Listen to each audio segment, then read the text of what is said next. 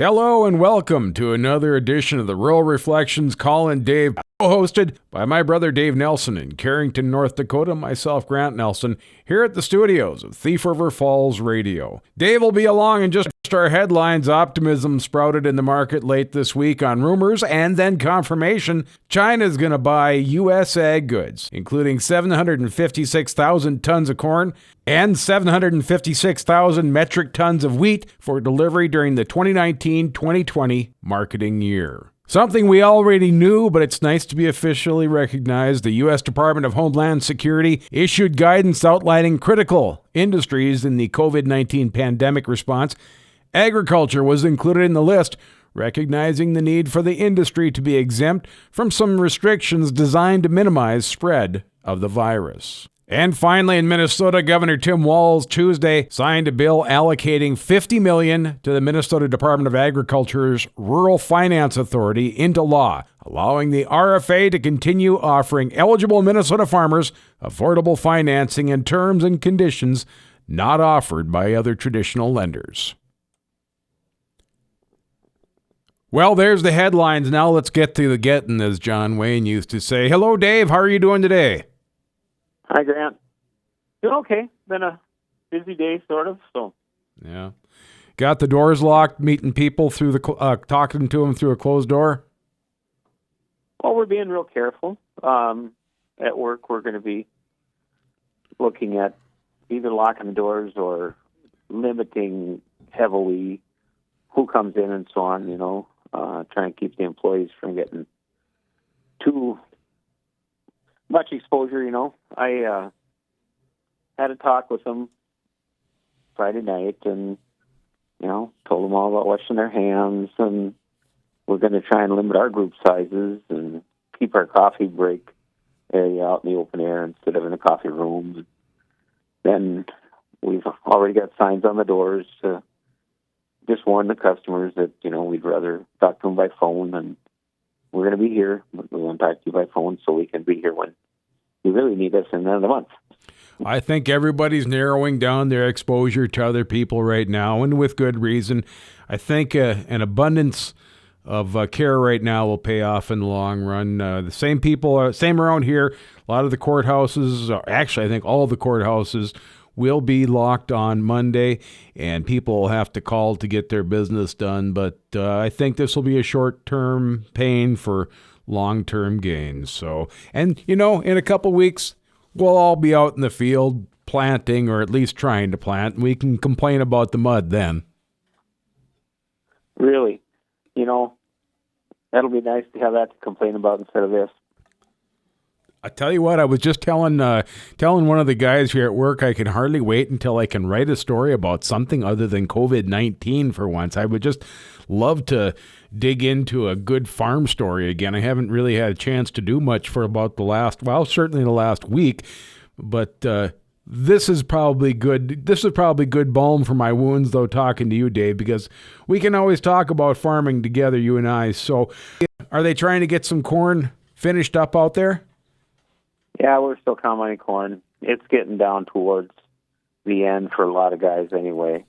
There's some that it isn't done, but I've talked to a lot of people now that have either given up on it drying down and gaining any weight anymore, and they're just going to go combine, or they've already finished. So it's moving in the right direction, that's for sure. It's getting to the point now where they're getting stuck a lot easier than that too. So it's tough, and it's really hard on the yards because it seems like a day when it's 20 above and the sun is out, it melts anything that has a tinge of darkness to it, and the yards get rutted up and they get stuck on top of ice and that kind of thing. So it's just been a real pain. Yeah. I noticed the cornfield just down from our place, they had blown out the crossing, so apparently they're getting ready to dive back in. I talked to a few of the farmers around here, and a lot of them have been harvesting corn at about 17.5%, 18% moisture, and the test weights in that low 50 area, anywhere from high 40s to 54, 55 pounds in some cases. So I think it paid off waiting, but I think it's probably not going to be too many more rewards for waiting after this. Yeah, I would say so too. I know they've gotten into that 17, 18 moisture here too now, and seems like the stuff that is getting to that has fairly good test weight. Anything that's dry or wetter than that now is light corn, and it's not going to put on any more weight now. No. Well, let's talk about the tractor of the week, because we talked about what it was going to be before we got on the air, and it's a pretty fertile field for you and I.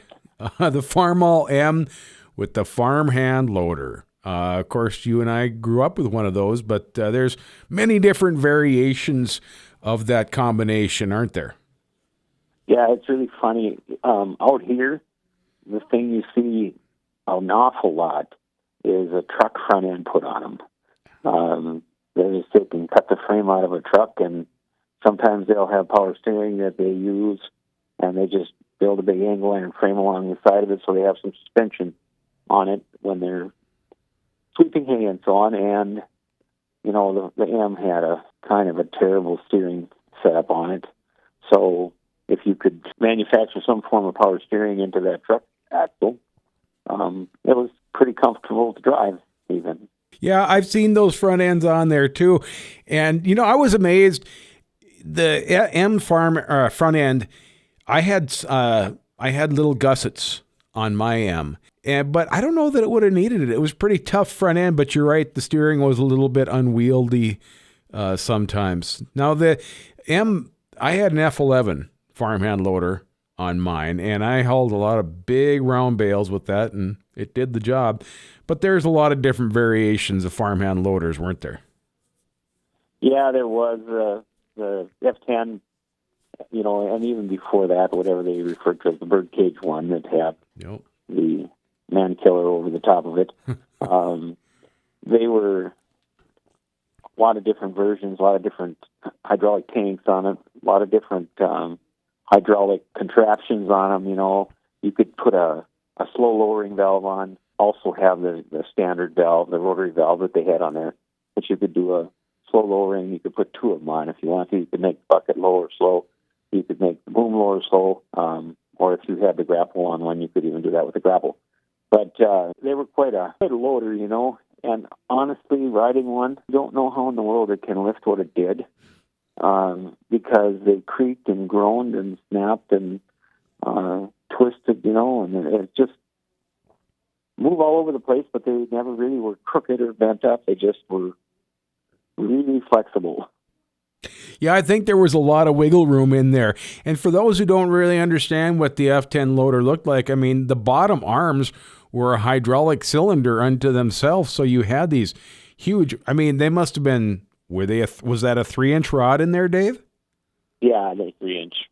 So with a little bit of pressure, you could move an awful lot distributed over that 3-inch rod. But at the same time, you needed to move quite a bit of volume to get that loader up. And I remember the loader rising pretty quick, Dave. Yes, there was it was probably a 12-gallon-a-minute pump to start out with. And everybody, once they got going with this, pretty soon there was a 18 and then a 24-gallon pump. If you had a 24-gallon pump, it moved pretty darn fast. If you had a 12-gallon pump, it was adequate, but it was slower, and you had to have the engine sped up further when you were lifting and so on. But as I get older, I appreciate more the way the Farmall loader and the M tractor were set up, because, of course, as I got older, as I progressed on into my 20s and 30s, I was able to get a compact tractor. And I liked that. It was very easy to get in and out of. But as I've gotten older now, I find those compact tractors a little bit harder to get in and out of.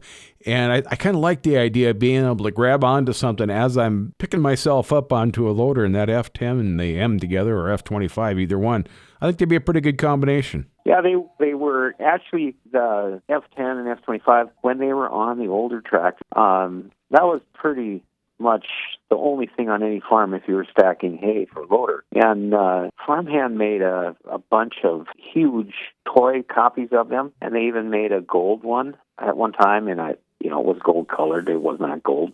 But you could get them in an Oliver, you could get them in a International, John Deere, and they had all the different versions of them as a toy. And, that was one contraption that went on pretty much every track. Yeah, I tell you what, when I think of people haybucking or doing anything like that, I oftentimes think back to M. And of course, I'm sure we both think of our dad using that M and the farmhand loader for everything when we think about it. Yeah, it was. I think the biggest thing I remember is after the blizzard in 1966, watching him clean a tunnel out through the yard where the snow was as high as the arms on the loader. And he'd drive in the hole, pick up a scoop, back out, go take it and dump it somewhere, and keep going like that till you get through the deep spot. And the most memorable one was when he made a path out to a field so that we could take the manure spreader, because we had to spread manure every day, and just back it into that trench and unload. And then he had a pile there in the spring or in the summer, and there was snow under it, so it took a long time to get so that you could go and spread that pile. But it was quite an undertaking with a tractor that didn't have live hydraulics, and you had to let the clutch out every time you wanted to have it lift, if you pushed it in when you stopped. So that was quite a job. I had that tractor for a while. I did a little bit of work on it, and then I ended up selling it to someone down by Fertile, Minnesota. So I always like to think in my mind that it's still down there somewhere doing some kind of work for someone, although I wouldn't mind if it was just having an easy life either. You know that, Dave? Yeah. You guys... once a year and take it out for a little drive. Yeah. You got anything else for us this week, Dave? No, I just make sure you wash your hands all the time, and get some hand sanitizer if you can find any anywhere. I did find something kind of hilarious this morning, about the toilet paper shortage. Yeah. And I found at Dollar General a 4-pack of toilet paper that is $1. And it is the world's smallest rolls of toilet paper I've ever seen. They're about a pack of 4 is about half the size of a regular pack of 4. I'll take a picture of that and send that to you sometime here today. I'd like to see that. That'd lighten up the mood. Yeah, I bought it just because it was funny. All right, Dave. Well, we'll talk to you next week, okay? All right, see you, Grant. Yep, bye-bye. There he is, my brother Dave, co-hosting the Real Reflections Calling Dave podcast from Carrington, North Dakota, and I'm Grant Nelson here at the studios of Thief River Falls Radio.